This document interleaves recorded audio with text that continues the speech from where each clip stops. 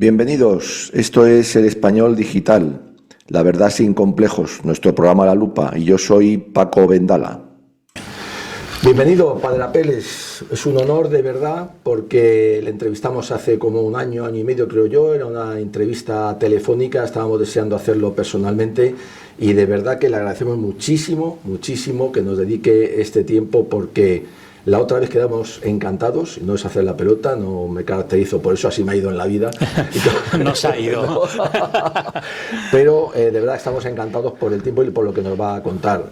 Padre, ya sabe, esto es una entrevista sin pelos en la lengua, sin tapujos, no hay preguntas indiscretas, pueden ser las respuestas en todo caso, y a tumba abierta vamos a hablar, como hemos dicho y como presentamos este pequeño programa, de lo divino y de lo humano con el Padre Apeles. Padre Apeles, bienvenido. Muchas gracias, encantado de estar aquí otra vez. Bueno, pues yo esta vez ya personalmente. Claro, pues vamos entonces al tajo.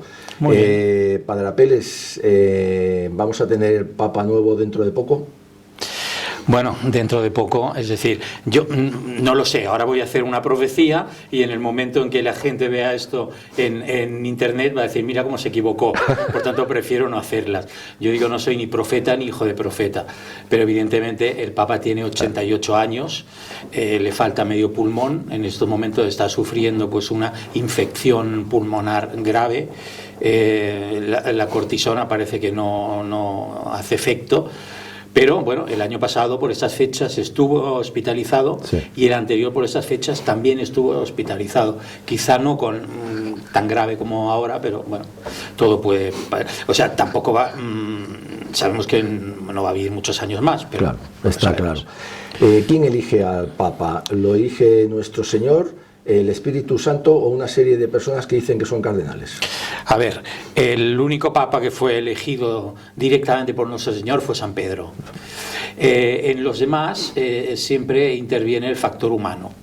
El Espíritu Santo creemos que inspira a los cardenales, pero los cardenales son libres de dejarse inspirar o no, de ser dóciles a la inspiración del Espíritu Santo o no serlo. Es como a un niño, el maestro, el padre le educa, pero luego al final es el niño el que decide. Claro. ¿El próximo Papa podrá sacarnos... ¿Hay crisis en la Iglesia, Padre? Hombre, gravísima, desde hace ya muchos años, por no decir más de un siglo, porque claro, la Iglesia lleva en decadencia pues al menos 200 años. Pero sí es verdad, digamos que en los últimos tiempos esta crisis se ha agravado, porque antes quizá el problema que tenía la Iglesia venía del exterior y en cambio ahora los problemas de la Iglesia, como decía el otro día Vance de Europa, que le decía el enemigo no es China, no es Rusia, sino que son ustedes mismos, ¿no? Entonces hoy en día los problemas están en la propia Iglesia. ¿Qué pasa, Padre? Que los herejes antes se iban, tenían esa dignidad, esa decencia, se llevaban a unos cuantos, incluso un país como el Reino Unido, y ahora se quedan dentro. Sí, claro, esto es lo que aprendieron los modernistas, es decir, no hacer como hizo Lutero, que se marchó de la Iglesia, no hacer como hizo Enrique VIII, que estableció un cisma, sino quedarse dentro de la Iglesia, infiltrar los distintos organismos de la Iglesia y poco a poco irla copando. ¿Tiene miedo la Iglesia a expulsar un hereje, a un cisma? Ha habido muchos. ¿Tiene miedo? Y entonces prefiere aguantarlos también dentro. Bueno, una vez le preguntaron a San Juan Pablo II, cuando estaban los problemas de la teología de la liberación y bueno, y de toda la contestación que había en Holanda, en Alemania, le dijeron, bueno, ¿por qué no da un giro de volante a esto? Y él contestó con una metáfora que yo considero muy adecuada. Él dijo, yo estoy al mando de un transatlántico. Un transatlántico no puede girar 180 grados de golpe. Hay que hacerlo poco a poco. Entonces, había momentos en la Iglesia en que sí, como la estructura estaba sana, en cuanto había una herejía, algo, enseguida la Iglesia la podía corregir. Hoy está todo tan infiltrado que sería muy difícil. O sea, habría que echar episcopados enteros de la Iglesia. O sea, nos quedaremos en mantillas. Exacto. ¿Hay alguno bueno? Hombre, siempre hay buenos. Durante la historia en la Iglesia ha habido buenos y malos siempre. Y además yo siempre digo, muchas veces no se trata solo de personas buenas y malas, sino de personas que en determinados ámbitos o en determinados momentos son buenos y en otros son malos. Pero hoy, digamos, como mínimo podemos decir que hay una gran mediocridad. Ya. Yo le he oído a usted una frase que me impactó, la recuerdo siempre. Además le he cogido el copyright. Ah, bien. Cuando yo hablaba la otra vez en la entrevista con usted del tema de la crisis y demás, me dijo usted, bueno, a lo mejor no es crisis y es crisol. ¿Sigue opinando lo mismo? Bueno, absolutamente. Es lo que también anunció Benedicto XVI, digamos que cuando la Iglesia estuviese peor, cuando pareciese que iba a desaparecer, volvería a resurgir. Nosotros sabemos, como católicos, que las puertas del infierno no prevalecerán y que la Iglesia, además, la Iglesia sabemos que no solamente la Iglesia militante que está aquí, sino que también tenemos a la purgante y a la triunfante. La Iglesia, por tanto, va a existir siempre y la Iglesia es santa. Otra cosa es que en una época determinada de la historia, en la Iglesia militante puede haber problemas. Y no sabemos lo que pasará. Tantas profecías, estamos en los últimos tiempos. Bueno, pues quizá sí y quizá no. Quizá esto será una crisis que durará 2 siglos y dentro de 3 siglos volveremos a tener un florecer de santos. A lo largo de la historia de la Iglesia ha habido altibajos, claro, y puede volver a ocurrir. Pero ya no hay santos, padre. No, en eso no estoy de acuerdo. Yo conozco a algunos santos, sí, todavía no canonizados, porque gracias a Dios están aquí y tal, pero sí conozco gente buena, sacerdotes buenos y obispos buenos. Sacerdotes, ¿hay crisis sacerdotal, padre? Hombre, sí, desde todos los puntos de vista. Desde el punto de vista numérico, desde el punto de vista intelectual, desde el punto de vista moral. Sí es verdad también que los pocos sacerdotes que hay, pues ahora son mejores de los que había hace unos años. Al menos tienen fe, tienen buena voluntad, rezan, pero probablemente lo que les falta es formación doctrinal, les falta formación intelectual, porque muchos, por ejemplo, vienen pues de algunos movimientos o de un retiro donde se han convertido, algo, y es un poco superficial, y como la formación no es buena en los seminarios actuales, pues estos sacerdotes que tienen buena voluntad y que bien dirigidos podrían hacer mucho, pues quizá eso es lo que les falte. Ha dicho que sabemos que la Iglesia triunfará, que nunca desaparecerá, pero no sabemos cuándo, no lo han dicho, no lo sabemos, y además quedaremos 4 gatos y más el de la guitarra, padre, porque tal y como está el tema. Pero le digo, no lo sé, es decir, probablemente en lo que a nosotros nos toque vivir no veamos un renacer de la Iglesia, pero ya le digo que dentro de un tiempo Dios puede hacer lo que quiera. El otro día un amigo mío estaba pues muy enfadado y desesperado y no sé qué, y de pronto grita, ¡Parusía ya! ¿Eso va a algún sitio, padre? No, porque vea que a lo largo de la historia siempre ha habido movimientos de estos que han pedido. No, o sea, lo que hay que hacer es todos desde nuestra posición principal o humilde en que estemos, pues intentar que la Iglesia sea mejor. Se están moviendo ya los cardenales porque es evidente que no debe, vamos a ver, la naturaleza es la naturaleza, pero ya empiezan, ¿hay conspiraciones, padre? Bueno, las conspiraciones existen dentro y fuera de la Iglesia. Cuando muchos critican siempre, no, los que sois conspiranoicos, no, hay conspiranoicos, pero hay conspiradores. Siempre ha habido conspiraciones y es normal, es que hasta en un colegio los niños conspiran para ver cómo le van a engañar al profesor para salir 5 minutos antes de la clase. Siempre hay conspiraciones. Si se refiere a que los cardenales se estén poniendo de acuerdo, pues sí, lo que pasa es que el Papa verdaderamente lo ha dificultado mucho, porque los cardenales, que siempre habían sido pues un número reducido, que se pasó a 70, luego se pasó a 120, y ahora, a pesar de que el límite legal son 120, este Papa ha nombrado a 140 con derecho a voto. Además están los que tienen más de 80 años, que esos ya no votan. 140. Además de todas las partes del mundo, personaje absolutamente desconocido, sin ninguna trayectoria avalada. Y encima, aunque se haya hablado mucho de colegialidad, de sinodalidad, el Papa ha reunido muy pocas veces a los cardenales, y cuando los ha reunido es para darles a él un discurso o para aprobar pues las causas de canonización, pero no les ha dejado que se reúnan, que hablan, que discuten entre ellos. Es decir, ha querido evitar cualquier protagonismo de los cardenales. ¿Qué ocurre? Pues que ahora estos cardenales que tienen que elegir Papa, que probablemente lo elegirán en el seno del colegio cardenalicio, aunque podrían elegir a cualquier varón bautizado, pero evidentemente elegirán a un cardenal, entre ellos no se conocen. No. Entonces, claro, hay unos pocos que tienen un cierto predicamento internacional, bueno, y serán estos los que yo creo que se muevan y que intenten establecer pues un pequeño grupo de votos para que en los distintos escrutinios pues ese grupo vaya creciendo.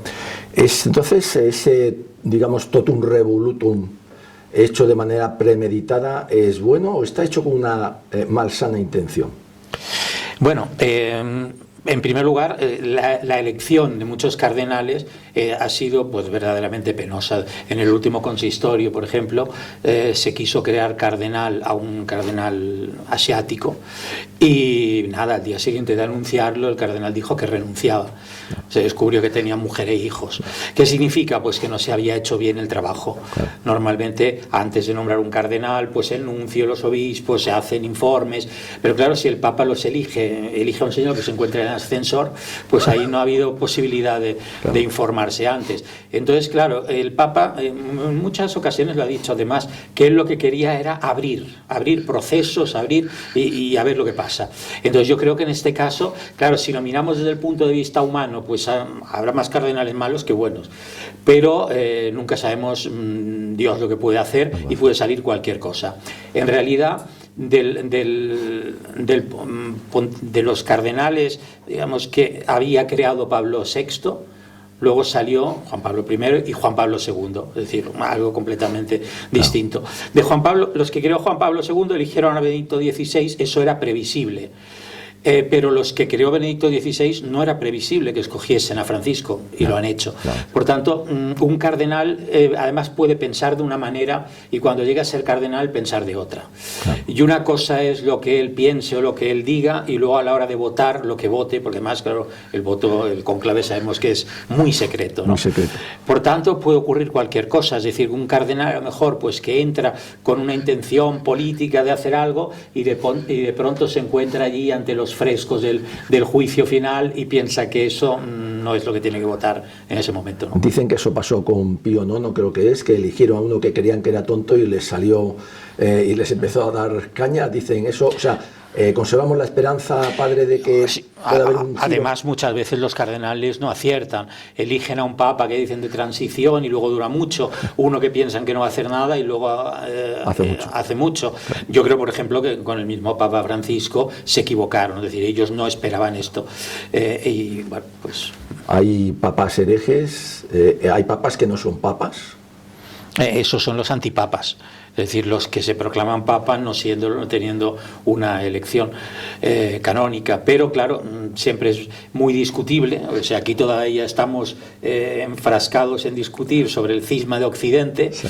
Los que somos españoles, pero no solo por ser españoles y por ser aragonés defendemos al Papa Luna y a Benedicto XIII, sino porque realmente tenía argumentos los había en los dos sentidos y por eso muchas veces la Iglesia no se ha acabado de pronunciar. Otros sí, claramente son antipapas y otros, por ejemplo, ahora yo creo que actualmente hay una docena de personas en el mundo que se dicen papas.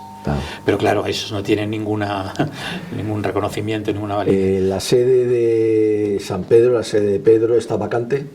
No. Al menos en el momento en el que estamos haciendo este vídeo. Vamos a extrapolar. Trump está creando una revolución, en algunos sentidos, en otros posiblemente no. ¿Podría salir un papa que entrara, digamos, en una especie como de connivencia, que es una palabra un poco fea, y viéramos un cambio radical en el mundo, como ocurrió con Reagan y con Juan Pablo II?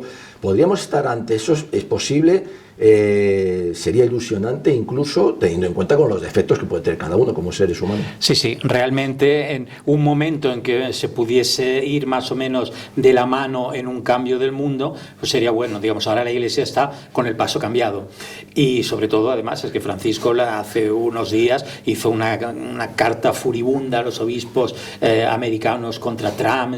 Ha nombrado un arzobispo de Washington que es contrario a Trump, justo antes de entrar en el hospital ha nombrado 2 nuevos obispos que son contrarios a Trump. Es decir, realmente ahora estamos en conflicto, y es una pena porque aún no siendo, como sabemos todos quién es Trump, y tampoco lo vamos a canonizar, no. Pero en ciertos aspectos morales pues sí que ha dado un cambio, y yo creo que a la Iglesia en este momento le vendría muy bien recuperarse, hacer la Iglesia grande de nuevo como él hace América, y en este momento la Iglesia no tendría la oposición de los Estados Unidos, porque es verdad, digamos, que hasta ahora, y además ahora en unos documentos desclasificados se ha visto cómo la embajada americana en la Santa Sede estaba presionando a la Iglesia, y vimos también en el Wikileaks cómo y Hillary Clinton y John Podesta pues intervinieron para nombrar un papa que fuese de acuerdo con la política americana. No se trataría de un papa que esté de acuerdo con la política americana, sino de que la política americana y por ende las Naciones Unidas, donde Estados Unidos tiene tanto poder, claro. Las Naciones Unidas, a las que yo soy muy favorable, es decir, yo estudié mi doctorado en Derecho Internacional sobre las Naciones Unidas y pienso que era una buena idea, era un lugar donde se podía discutir para evitar guerras, para descolonizar. Lo que pasa es que desde la época de Clinton están completamente infiltradas de todo ese tipo de gente que defiende la agenda woke, y ahora ya hace a lo mejor 10 o 15 años estaba yo en Nueva York con el que era entonces observador de la Santa Sede, el cardenal Martino, y hablando con algunos de los sacerdotes que estaban allí me decían, no, es que sentimos hasta hostilidad. O sea, cuando vas a los distintos departamentos de las Naciones Unidas, porque ellos trabajan allí, dice encontrarse con gente que no les hablaba, por tanto estaban corrompidas. Claro. Ahí Trump puede hacer mucho, entonces la Iglesia pues al menos podría predicar sin tener esa oposición. Lo woke, la Agenda 2030, la ideología de género y demás, ¿es satánica? Pues evidentemente todo lo que induce al pecado y todas las cosas que van contra el derecho natural, pues de más o menos cerca están inspiradas por el demonio. ¿Que existe el demonio, padre? Es un dogma de fe. El que no lo crea, y hay muchos que no lo creen, obispos incluidos, pues están equivocados, están fuera de la fe católica. Que no, o sea, yo digo, no es que lo defendamos porque nos guste, porque pensemos que esto sea lo mejor, es porque es lo que es lo que Dios ha querido, y así están las cosas. Claro. Fuera de la Iglesia católica no hay salvación. No, claro, toda la salvación nos viene por medio de Jesucristo.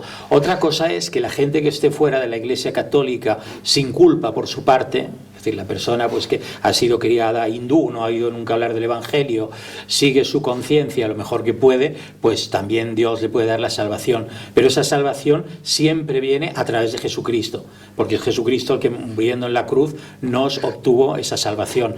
Ninguna otra religión que no sea la católica es un camino de por sí de salvación. Los cristianos, yo a mí esa palabra la he dejado de utilizar hace mucho, digo católico, porque es que cristianos, ¿hay cristianos que no sean católicos? A ver, si uno es coherentemente cristiano, tiene que ser católico. Otra cosa es que si uno sigue parcialmente pues la revelación cristiana, se puede titular a sí mismo cristiano, pero es verdad, el verdadero cristiano es el católico. ¿Por qué se fue Benedicto XVI, padre? Benedicto XVI se fue, primero se fue porque ya nunca quiso estar. O sea, a diferencia de otros papas, digamos, que buscan el poder, buscan la elección, Benedicto XVI se quería marchar y Juan Pablo II le obligó a continuar un tiempo más. Y después, cuando finalmente murió Juan Pablo II, él pensó, bueno, por fin me puedo ir a Alemania con mis gatitos y a escribir sobre teología, los años que me queden en el campo retirado, ¿no? Y entonces lo eligieron papa, él pensó que era la voluntad de Dios, pero ya en el primer discurso él ya habló habló de que rezad para que yo no huya delante de los lobos, tal. Y él siempre, tanto de cardenal como después de papa, siempre en algunas declaraciones había hablado de la posibilidad de que el papa renunciara. Entonces, ¿qué ocurrió? Que si el Papa hubiese elegido a un buen secretario de Estado, a alguien que hubiese resuelto el día a día de la Iglesia, los problemas, las cuestiones administrativas, probablemente Benedicto XVI, dejado solo a las ceremonias, a las catequesis, a sus homilías, hubiese llegado hasta la muerte. Pero claro, eligió mal al secretario de Estado, todo fue un fracaso. Y además la Iglesia empezó a recibir muchos ataques del exterior. Pensemos que Benedicto XVI no pudo ni siquiera dar un discurso en la Universidad de la Sapienza de Roma, universidad que había sido incluso fundada por la Iglesia. Y claro, él tuvo muchas presiones, era en el momento en que toda esta agenda woke estaba al máximo en Estados Unidos, llegaron incluso a desconectar al Estado del Vaticano de las transferencias financieras, así como está ahora Rusia, pero claro, con la diferencia que Rusia tiene en su país todo lo que necesita y bueno, si no tiene transferencia, pero el Vaticano no, es decir, necesitaba que la gente que entra en los museos pueda pasar su tarjeta de crédito, si no se va todo al garete, ¿no? Y además, claro, pues se encontró con que su propio secretario o su propio mayordomo le robó los documentos, los publicó, entonces él se dio cuenta que con eso que no podía, entonces se sintió como él ya había nombrado cardenales, esperaba que el sucesor sería Bañasco, bueno, pues se fue dejando la Iglesia en manos de la providencia. Hay renovación sacerdotal, los sacerdotes del nefasto digo yo, no sé usted, Vaticano II ya deben quedar pocos por edad, naturaleza. La renovación viene bien, van a despuntar, van a ser distintos o van a seguir la misma línea. No, es lo que le he dicho al principio. Creo que los sacerdotes jóvenes son mejores. Además no están, o sea, no han vivido el mayo del 68, no han vivido todas estas revoluciones extra e intraeclesiales, y hoy en día si alguien se ordena sacerdote es porque es verdaderamente una persona de fe. Alguien que tenga simplemente pues una visión política de la religión o que quiera trabajar en una ONG, pues se va a trabajar a Médicos Sin Fronteras o a Oxfam o cualquiera de estas. Por tanto, el que se convierte hoy se convierte con fe. Ya digo, lo que falta es que, claro, se ha quebrado esta continuidad que había en la enseñanza, en la transmisión de la doctrina, y entonces muchas veces ves sacerdotes muy bien intencionados, pero sin claridad de ideas. Una pregunta difícil, bueno, todas lo son, creo yo, en esta vida, y más en esta, y más para un sacerdote. ¿Quién tiene la razón o quién tiene más razón en el conflicto de Oriente Medio? ¿O ninguno tiene la razón? Eso es tan difícil porque se pueden invocar distintos capítulos para defender las pretensiones de cada uno. Claro, si vamos a ver desde el Antiguo Testamento, bueno, pues Dios le promete al pueblo de Israel una tierra y ellos conquistan esa tierra, por tanto, tampoco eran ellos los primeros que estaban ahí. De todas maneras, claro, en el mundo sí ha habido un momento en que no había primeros pobladores en ningún lugar.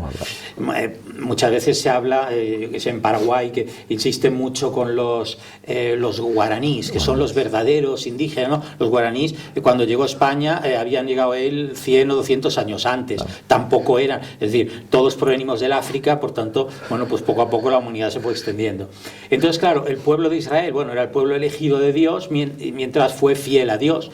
En el momento pues en que no quiso aceptar a Jesucristo, está ahí la profecía, perdieron el Estado. Claro, yo no digo, o sea, creo que la creación del Estado de Israel fue un error, porque es lo mismo que ocurre ahora con la inmigración. Si vienen aquí ahora 300 personas huyendo de una guerra de Mongolia, pues bueno, en España 300 personas las integramos. Pero si empiezan a llegar millones de inmigrantes, no los podemos integrar. Entonces, ¿qué ocurrió? Que en un lugar donde tampoco había un Estado palestino, o sea, tampoco se puede decir, no, es que invadieron, no, Palestina es una denominación geográfica.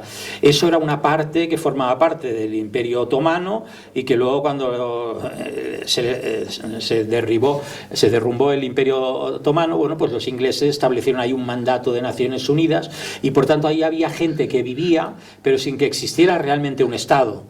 Entonces, bueno, las Naciones Unidas crean el Estado de Israel, entonces con el apoyo también de la Unión Soviética, es decir, estaban todos de acuerdo. En realidad, los primeros judíos que llegaron allí, excluyendo algunos que habían vivido siempre allí, pero que eran... Las tierras estaban prácticamente deshabitadas. Había pocos judíos, pocos cristianos y un poco más de árabes, pero estaban muy deshabitadas. Y es verdad que muchos de los judíos que fueron allí, esos territorios los compraron a los señores feudales, podemos decir, que eran gente que vivían en Constantinopla y que tenían ahí sus propiedades y las vendieron porque aquello era desierto y no valía para nada, ¿no? Entonces, claro, de pronto, bueno, pues llegan allí los judíos, pero claro, cuando empiezan a llegar muchos judíos, los árabes se empiezan a inquietar y entonces también ellos piden pues que desde Egipto y desde otras tierras árabes vayan muchos árabes allí para evitar la judaización del territorio. Por tanto, ese territorio está en disputa. Una vez creado el Estado de Israel, que se hubiese podido crear en Madagascar, que era uno de los proyectos que había, una vez creado, pues claro, yo creo que tampoco, o sea, no puedes echar a millones de judíos como pretenden los iraníes. O sea, ahí tienen que convivir. La solución, ¿cuál era? La de los dos estados. Los árabes no la aceptaron.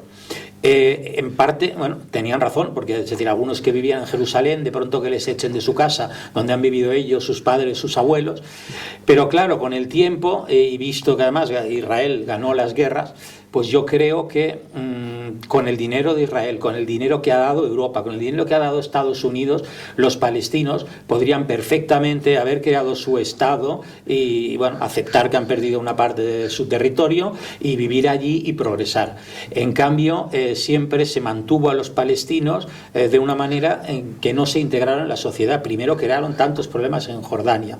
Luego se fueron al Líbano, Estado cristiano, pero además era un Estado donde convivían las religiones pacíficamente. Claro, a llevar ahí a los palestinos y tenerlos en campos, y en Gaza igual, o sea, estaban de una manera en que los palestinos no llegaron a integrarse en ninguna sociedad.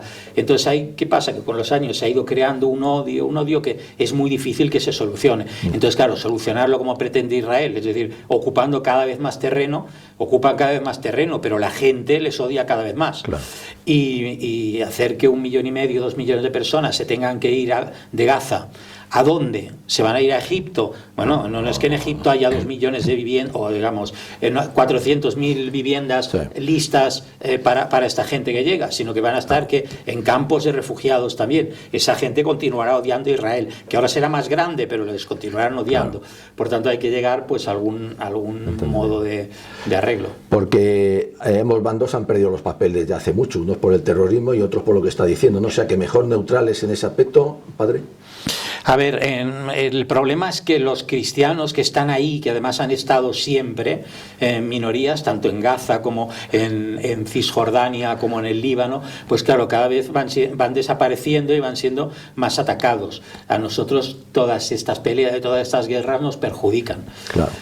¿Cuál es la solución? Pues hombre, la que había establecido Naciones Unidas, de hacer 2 estados y tener Jerusalén como un corpus separatum, es decir, como un lugar internacionalizado, donde estuviesen pues las religiones según el statu quo que tienen, pero que Jerusalén fuese internacional. Eso no se respetó.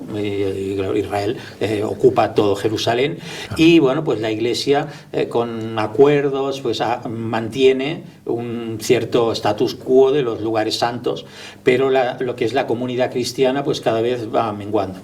¿Es lo mismo judío que sionista, sionismo que judío? El problema ya es definir judío, porque, claro, una cosa es ser de etnia semita, que además cuando hablan de antisemitismo, es decir, los árabes palestinos que viven allí también son semitas. Por tanto, no es que haya tanta diferencia, son primos los judíos y los palestinos, ¿no? Una cosa es desde el punto de vista étnico, racial, cosa que yo considero un poco sobrepasada. Luego, claro, otra cosa es ser judío desde el punto de vista religioso, pero tenemos que en Israel muchos de los israelitas no son religiosos. O sea, no es que no sean cristianos, es que no son tampoco judíos, no son creyentes. Y además, desde el punto de vista racial, pues algunos vienen de Polonia, de lugares donde no tienen nada de semitas tampoco. Entonces, al final, y algunos de los judíos que viven en Israel, ni siquiera son favorables al Estado de Israel, sino que ellos piensan que hasta que no venga el Mesías no tienen que tener un Estado. Por tanto, es un concepto tan difícil de definir que entonces nosotros lo que tenemos que hablar es de ideas. Y tenemos que decir, desde el punto de vista cristiano, que el racismo es un pecado absolutamente condenable. Vemos dónde nos llevó esto durante la Segunda Guerra Mundial, con los campos de exterminio, y por tanto eso no es absolutamente aceptable. Desde el punto de vista religioso, pues nosotros consideramos que los judíos que hay ahora son los judíos que no aceptaron al Mesías, y por tanto nosotros tenemos que querer que se conviertan, no imponiéndoselo. Ellos tienen que bueno, pues ver la luz y ver dónde está la verdad y seguir al Mesías, y bueno, y ahí tenemos que respetarnos, pero ni aceptando nosotros sus postulados, ni obligándoles tampoco a aceptar los nuestros, ¿no? Y el tema que queda por hablar es el del Estado de Israel. Y bueno, lo que he dicho antes, pues yo creo que eso ya lo explica. Nosotros, como cristianos, que las fronteras estén aquí o allí, bueno, es una cosa que depende de la historia, de la política, y tampoco tenemos mucho que decir en eso. Los lobbies, no solo sionistas, por supuesto, sino los lobbies protestantes y católicos de Norteamérica muy poderosos, llevan al presidente, se los tiran abajo. Siguen creyendo que hoy el Estado de Israel es la reencarnación del pueblo elegido. ¿Sigue siendo el pueblo elegido o aquello de preferimos a Barrabás, ahí se acabó la historia? Es que el pueblo elegido, pero es que la continuación de ese pueblo elegido es el cristianismo. O sea, en el momento en que viene Jesucristo y no hay lugar aquí para él y los suyos no le quieren, en realidad el sucesor de la promesa de Yahvé es la Iglesia Católica, y deja de ser una religión, digamos, étnica, para ser una religión universal, para ser una religión católica. Pensemos que en los primeros tiempos, bueno, pues claro, los primeros cristianos son judíos y son perseguidos por otros judíos. San Pablo, el gran convertido, él a su vez era un perseguidor de judíos antes. La península ibérica estaba llena de judíos, porque los judíos viajaban y comerciaban mucho. Es decir, podríamos hoy no ser católicos, sino haber continuado siendo judíos. Afortunadamente aquí hubo una conversión.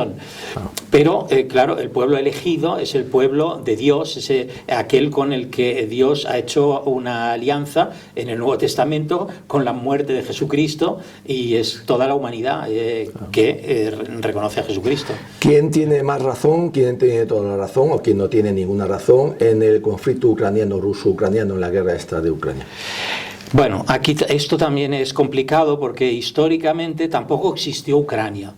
Sí existieron los ucranianos como aunque Rusia naciera en el Rus de Kiev y luego fuera el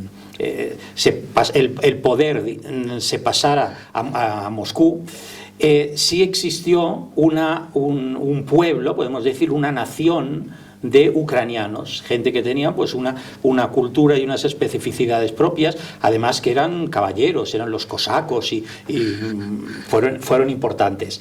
Pero también desde el punto de vista político, como decíamos antes, con Palestina no existió esa nación, o sea, ese Estado ucraniano hasta que lo crearon los soviéticos. Entonces, ¿qué ocurre? Que los ucranianos pues tienen bastante odio a Rusia. Lo tienen en primer lugar porque históricamente, bueno, pues los ucranianos y los rusos pelearon, y muchos ucranianos que se convirtieron al catolicismo, a los que se llama, aunque es un poco un insulto, pero no, uniatas, porque se unieron a la Iglesia, bueno, pues estos fueron masacrados por los rusos. Por tanto, en la conciencia del ucraniano está ese odio contra la Iglesia rusa. Y después, pues claro, también en la época de los comunistas, el Holodomor, el hambre que hicieron pasar a los campesinos ucranianos, que eran los que resistían a la comunistización, a la colectivización de sus campos. Por tanto, ahí hay un factor histórico. Ese factor histórico juega sobre todo contra Rusia, porque pensemos que también Polonia, la Confederación Polaco-Lituana, también eran enemigos de los ucranianos. Y durante la Segunda Guerra Mundial, cuando se habla de Stefan Bandera, claro, dice, era un nazi. No era un nazi, era uno que antisemita sí era. Pero nazi probablemente era, en aquel momento, para luchar contra Rusia, bueno, pues era aliado de Hitler. Franco no era un nazi, pero en un momento determinado pues tuvo el apoyo de Hitler. Es decir, la gente se mueve también históricamente como puede. Entonces, estos ucranianos, claro, tienen ese odio a Rusia, pero una parte de lo que es Ucrania. Si uno ve los mapas más recientes sobre la distribución de la lengua rusa y ucraniana, y ve el mapa de la distribución de los resultados de las elecciones entre partidos más prorrusos o proeuropeos, realmente ahí hay una división que coincide lingüísticamente, políticamente. Por tanto, lo más sensato que hubiese sido pues haber creado una Ucrania pero más pequeña. Pero en una Ucrania grande, donde la mitad de la gente son rusos, estos nacionalistas ucranianos, en los últimos años, se han hecho cada vez más fuertes y han querido destruir la cultura rusa. Entonces, claro, Putin y Rusia están preocupados por ese ataque a los rusos. Si a eso le añades el que Estados Unidos, la OTAN, pero sobre todo los halcones de Estados Unidos, quieren debilitar a Rusia como sea, y pensemos que Rusia, claro, es una llanura que para ser protegida necesita tener mucho espacio alrededor, entonces sí, primero van a por estas repúblicas que están al lado de Rusia, y luego van... porque además Rusia es la federación de Rusia, son pueblos distintos también, lo que quieren que es pues despedazar completamente Rusia y tomar sus materias primas. Entonces, claro, si Ucrania pretendía integrarse en la OTAN, me acuerdo de Anthony Blinken unos días antes de la invasión, decía, nosotros tenemos siempre la puerta abierta para que venga, cuando se les había dicho en el momento de la caída del comunismo de que la OTAN no iba a crecer más, porque la OTAN tenía sentido y lo tenía importante cuando luchábamos contra el comunismo. Después de eso dejó de tener sentido. Lo más sensato hubiese sido integrar a Rusia en Europa, porque además Rusia en su mayor parte es europea, la otra parte está despoblada, y haber hecho un continente europeo con todos nuestros conocimientos y nuestras capacidades y con las materias primas de los rusos. Pero claro, Estados Unidos siempre ha querido ir cercando a Rusia. Por tanto, es lamentable esta guerra, bueno, como lo son todas, es estúpida esta guerra, es una pena porque claro, la caída del comunismo fue tan repentina y en eso tiene razón cuando Putin decía, bueno, pues que se hizo una disgregación de la Unión Soviética sin pensar en nada. En aquel momento, Ucrania, bueno, pues tal como está. Y encima con Crimea, que Crimea era un día en estado de borrachera, se la habían regalado a los ucranianos. ¿Por qué? Porque como todo quedaba en casa, en la Unión Soviética no importaba. Pero después sí, claro, Crimea era el 98% rusa, la población que vivía allí. Claro. Y por tanto, pues era fue un error no haber pensado geopolíticamente las fronteras. Tampoco creo que ahora lo vayamos a resolver, porque en realidad si se establece una frontera en la línea de contacto, tampoco ahí quedará incluida toda la parte de Ucrania que es rusa, y no sé cuáles serán las garantías que darán a los ucranianos para que Rusia no los vuelva a atacar, y al mismo tiempo la tranquilidad que darán a Rusia de que no van a poner los misiles en la propia frontera. Se está llevando a cabo de manera además alevosa, premeditada, el plan Kalergi. Existe el plan Kalergi, toda esta inmigración, que no es migración, es una invasión potenciada desde nuestra parte en este caso. Sí, es evidente. La Iglesia nunca, y vuelvo a repetir, la doctrina cristiana nunca ha sido racista. Los españoles, cuando tuvimos un imperio, cuando tuvimos una monarquía en los dos hemisferios, nunca fuimos supremacistas, ni blancos, ni nada. La reina Isabel la Católica enseguida dijo que los españoles se tenían que casar con la gente del lugar, de América. Por tanto, para nosotros no es una cuestión nunca de raza. pero sí lo es de religión y sí lo es de cultura. No tiene ningún sentido de que nosotros ahora aceptemos gente que está absolutamente en contra de nuestros principios, de nuestra religión, de nuestra cultura, que lo que vienen es a disgregar la sociedad. Y ahí sí hay ese plan de mestizaje, vuelvo a decir, no de razas, sino de religiones, de pueblos, para que al final se pierdan las identidades. El individuo desproveído de identidad religiosa, de identidad nacional y con las familias rotas, pues al final no es más que una mera pieza en un engranaje que hacen girar muy pocos. Claro. El Imperio Romano cayó, se le considera la primera civilización occidental. Cuando uno va por la calle ve una fauna impresionante. ¿Estamos asistiendo a la segunda caída de la civilización occidental? Sí. Además, cuando uno lee el auge y la decadencia del Imperio Romano, ve que las causas, además, son bastante parecidas. Es decir, en la época del Imperio Romano, la gente que vivía en Roma no quería trabajar, vivía sacando recursos del resto del imperio. Hoy nosotros no queremos ya trabajar mucho, entonces preferimos que hagan las cosas en China y aquí pues cobrar una ayudita del gobierno. En el Imperio Romano se acabaron perdiendo los valores morales, o sea, se podía elegir senador a un caballo, ¿no? Nosotros es evidente que hemos perdido los valores morales ya hace bastante tiempo. El Imperio Romano no era capaz de mantener sus fronteras y entonces lo que hacía era pagar dinero a los bárbaros, o para que no les invadieran o para que les protegieran de otros bárbaros. Y es lo que hacemos nosotros, es decir, ¿qué se trata? Bueno, pues de gastar dinero para que los ucranianos estén allí luchando, de pagar a los palestinos, que además ahora volveremos nosotros a pagar también la reconstrucción. Y Giorgia Meloni, bueno, pues ha encontrado en Albania donde podrá mandar a los inmigrantes, es decir, todo a base de dinero, ir parando las cosas, pero sin tener verdaderamente una fortaleza como Europa para tener claras nuestras fronteras y para ayudar a la gente en sus países. Por ahí están mal, España está peor. ¿Perdón? Por ahí están mal, por Europa, España está peor. Eso es difícil de decir. A nosotros como españoles nos duele España, ¿verdad? Y encima también depende con lo que se compare. Es decir, claro, España lo que fue, Noruega nunca fue lo mismo que España. Por tanto, la decadencia de Noruega, bueno, pues a mí me importa bastante menos que la de España, ¿no? Ha dicho que en el Imperio Romano nombraron senador a un caballo. Aquí en el Congreso de Diputados oímos rebuznar mucho. ¿Es verdad? Sí, pero ya hace tiempo. Es difícil encontrar hoy en día un político que tenga pues la categoría como para estar representando a los ciudadanos, al pueblo en las Cortes. Porque yo ahora ya ni siquiera desde un punto de vista de pensamiento político, de ideología, sino de calidad humana, de calidad dialéctica, cuánto se echa de menos escuchar pues un buen discurso. Yo digo que un buen discurso no lo podía escuchar de Blas Piñar y lo podía escuchar de Julio Anguita, aun estando en las antípodas de lo que podamos pensar. Pero ahora es muy difícil.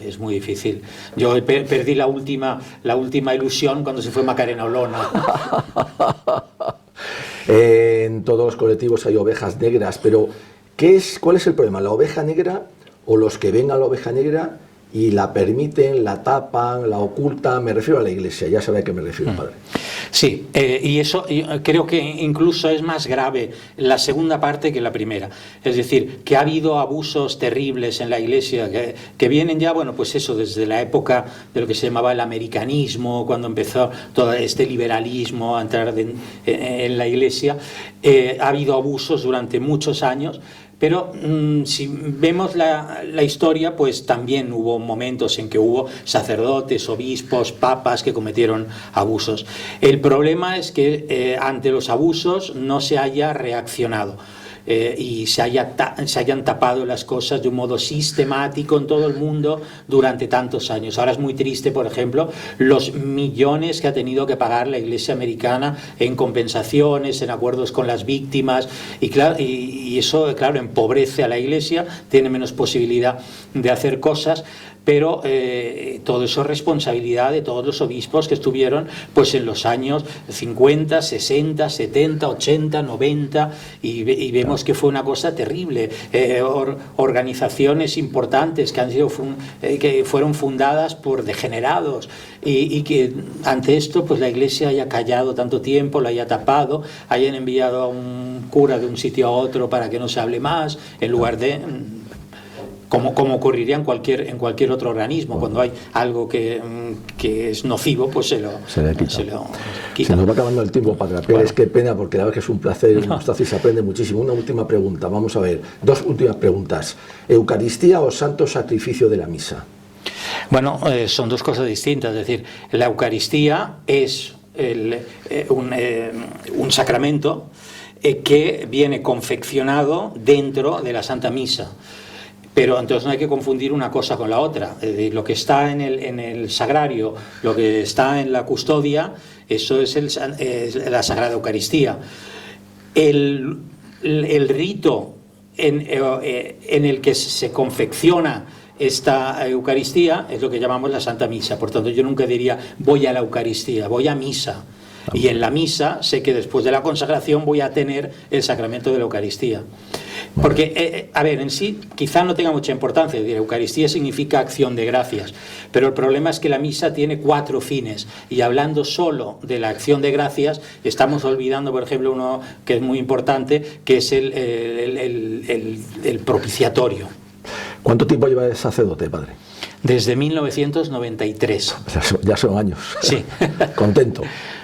Sí, a ver, sinceramente, es decir, nunca pude hacer aquello que me hubiese gustado hacer, pero lo más importante de un sacerdote es poder celebrar la misa, y eso lo puedes hacer. Por tanto, digamos que en el 80% está satisfecho los anhelos de uno.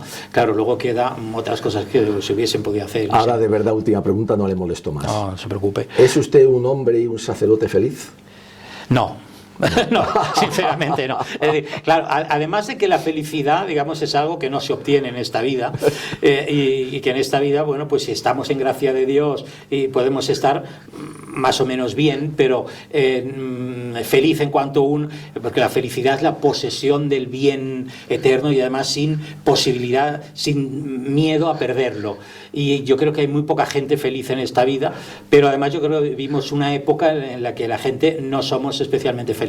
Se me quedan en el tintero, queridos seguidores, miles de preguntas. Es un placer, como han visto, pero no vamos a entretener más al Padre Pérez, que bastante ha tenido de esto. Muchísimas gracias, de verdad, Padre Pérez, mucha suerte, y bueno, en otra ocasión nos volvemos a ver cuando tengamos un nuevo Papa. Gracias a usted. Bueno, o en cualquier otro momento. Muchas gracias, Padre Pérez. Un abrazo gracias a usted. Gracias.